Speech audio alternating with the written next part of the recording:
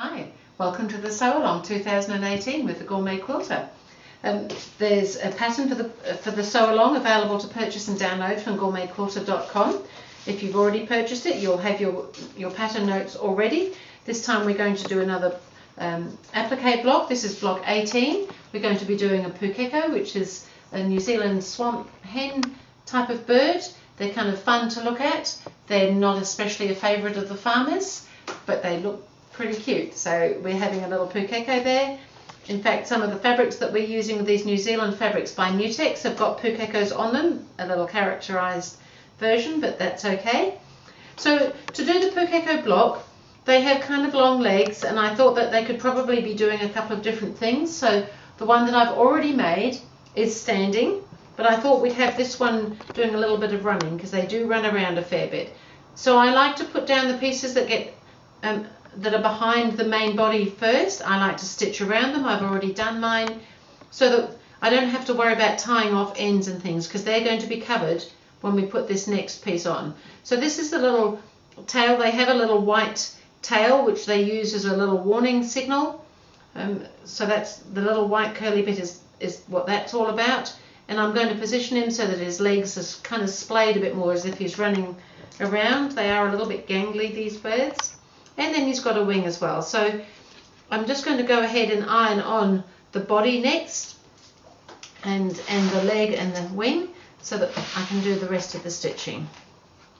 And so it's kind of good to get all the positioning done first, and then when you come back to do the next bit, it's kind of a whole lot easier. So this bit goes over the beak, and we've got to remember that this little white tail, bit of tail feather is just poking out there as well. So I can iron that on there now. And we can pop his wing on. His wing comes so that it just kind of sticks up a little bit like that. And we're going to put the other leg on. So one leg is behind because if you look at something that's on the side, you don't see the top of one leg, but you're likely to see the top of the other one that's nearest to you. So we try and keep a little bit of perspective going when we do this sort of pictorial applique, just because it helps everything to just look like it should be like that.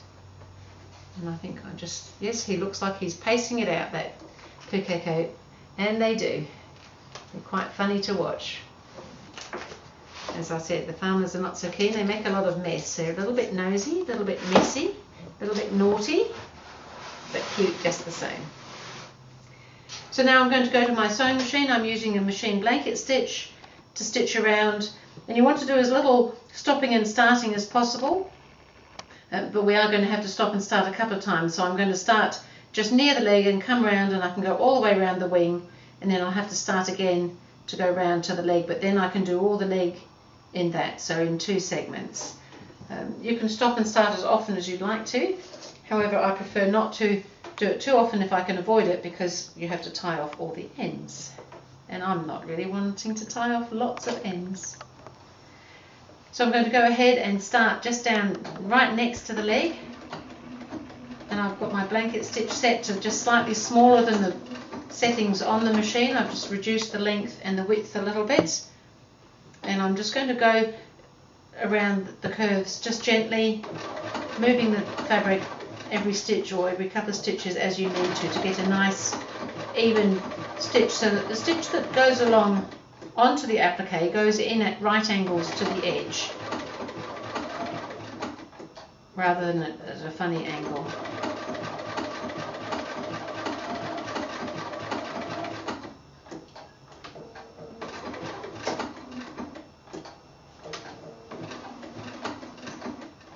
So just finishing, I've been all the way around the body, the wing, the foot, just finishing off the applique now.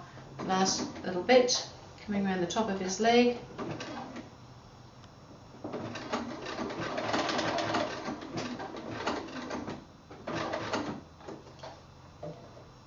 Back down to where I started, down at the body.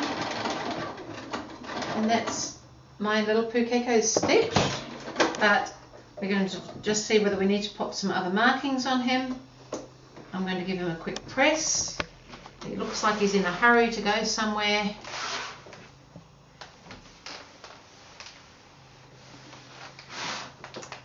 And there it is. So this, on this particular fabric, you're not going to see if I put an eye on particularly because it's very dark.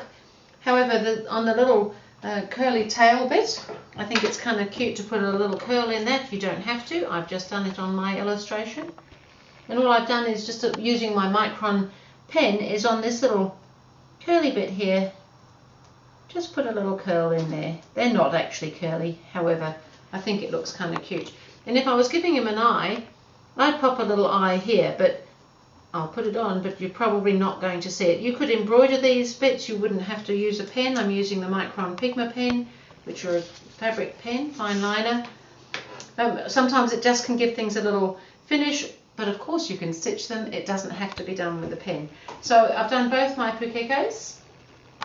They're looking pretty happy about it. One of them's contemplating and the other one's racing to do something. Not sure what it is. So that was block 18 and of the sew along, and so we'll see you again for block 19.